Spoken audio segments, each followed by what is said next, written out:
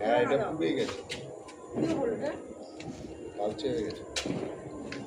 দেখো গরম আছে, পিটি হচ্ছে তো কর আরে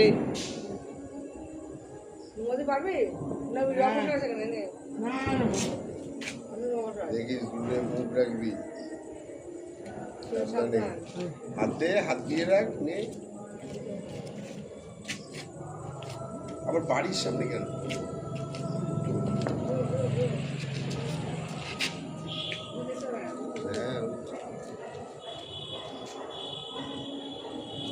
হ্যাঁ ওদিকে কর।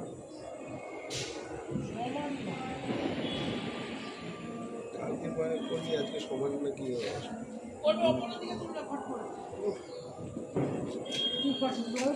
করতো